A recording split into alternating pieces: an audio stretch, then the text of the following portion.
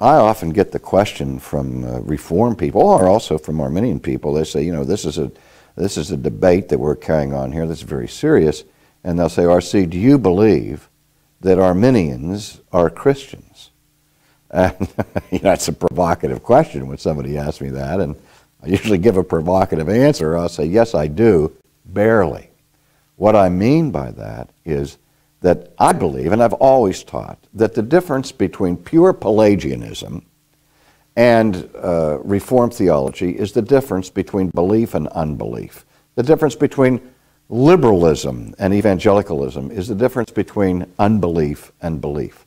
But the historic debate between Arminians and Calvinists, I've always said, was an intramural debate among Christians.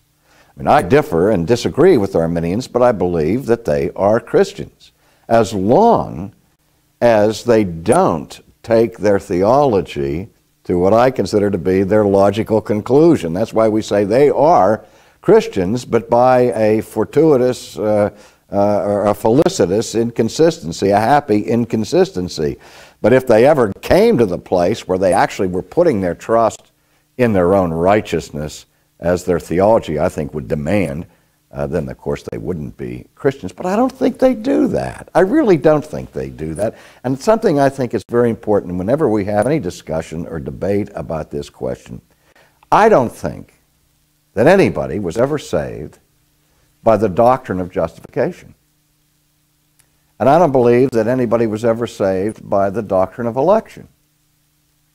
Now, people breathe a sigh of relief, and they say, well, I guess that means that it doesn't matter. Oh, no. When I became a Christian, I was overwhelmed by a sense of my guilt. I fell down on my knees. I begged God for mercy. God forgave me. I met Christ, and so on, and I was a new creation. I didn't have a clue how it happened, what God had done to bring me to faith. I assumed that I heard the gospel, I made a choice, I met Christ, and I was saved. I had no understanding of the work of the Holy Ghost in that whole process by which I was brought to the faith. And I think that that's true for most people. When they come to faith, they don't have an analytical grasp of all of the interior things that are going on and how God is operating in their heart and in their soul. It was only through a reading of the New Testament and through a study of the Scriptures that I came to understand that at the moment that I came to faith, it was God who rescued me from my bondage, and that God had done something in me before I ever embraced Christ in faith.